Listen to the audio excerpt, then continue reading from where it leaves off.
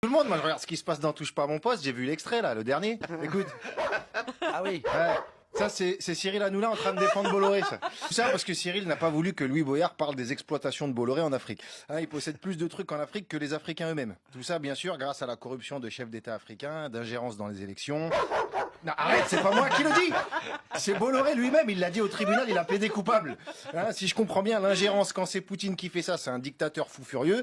Quand c'est Bolloré, c'est un entrepreneur visionnaire. Avec tout ce qu'il gagne en pillant l'Afrique, il paye des fachos sur ses chaînes de télé pour dire que les Africains doivent rentrer chez eux. Hein, le problème, c'est que si chez eux, tu leur prends tout, bah ils viennent en récupérer un peu chez toi. Le chroniqueur de France Inter Walidia atomise Cyril Hanouna. Il a dénoncé le soutien inconditionnel de Cyril Hanouna à son patron Bolloré. Walidia n'a épargné personne. Il commence d'abord par le toutou de Vincent Bolloré, Cyril Hanouna qui est parfaitement au courant des financements de son patron, comme le financement dans des partis d'extrême droite qui ont comme politique d'expulser les Africains de la France, alors que ces mêmes Africains ne dérangent pas Bolloré quand il s'agit de piller leur pays. Ah, mes petits belgo-communistes, boycotto-qataristes, France-intéro abrutis, ça va?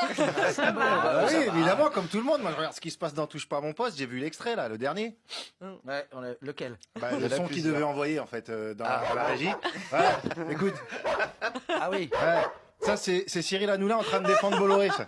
Ah, il en a lancé des fermes ta gueule à des députés. Donc moi, je veux vite savoir s'il va être condamné. Parce que si c'est pas le cas, ma prochaine chronique, c'est 4 minutes de ferme ta gueule, t'es une merde abruti, suivi des noms de députés qui m'énervent. Et 4 minutes, ce sera peut-être pas suffisant.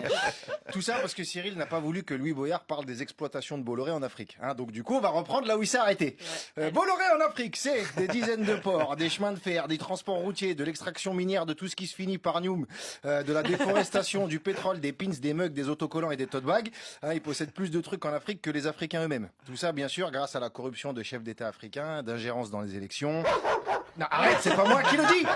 C'est Bolloré lui-même, il l'a dit au tribunal, il a plaidé coupable. Si je comprends bien, l'ingérence, quand c'est Poutine qui fait ça, c'est un dictateur fou furieux. Quand c'est Bolloré, c'est un entrepreneur visionnaire. C'est ça. Avec tout ce qu'il gagne en pillant l'Afrique, il paye des fachos sur ses chaînes de télé pour dire que les Africains doivent rentrer chez eux. Le problème, c'est que si chez eux, tu leur prends tout, bah ils viennent en récupérer un peu chez toi. Un petit problème de maths. Si un industriel camerounais veut installer une usine en Saône-et-Loire, en détruisant un village, en coupant tous les arbres et en pompant toute l'eau de la Loire, et qui sert de cet argent pour faire virer tous les Français qui sont au Cameroun, à votre avis, il sera viré en charter à Yaoundé à quelle heure et à quelle vitesse? Mais dans l'autre sens, il n'y a pas de problème. On ne veut pas accueillir les migrants, mais pour leurs ressources, il y a toute une logistique très efficace en place depuis Louis XIV. Aujourd'hui, il y a plus de bateaux pour apporter les marchandises que pour sauver des gens. Parce que la dernière fois qu'on a mis plus de noirs que de marchandises dans les bateaux, c'est parce que la marchandise, c'était les noirs. Et oui, là c'était... Bah non, Mamadou, saute pas, t'as toutes tes dents, t'es le plus cher, reste avec nous. Parce que quand tu vois les réactions sur l'Ocean Viking, tu comprends pourquoi le FC Colabo a fait une grosse saison en 1940 pendant que l'Olympique des Justes a galéré 4 ans pour le maintien.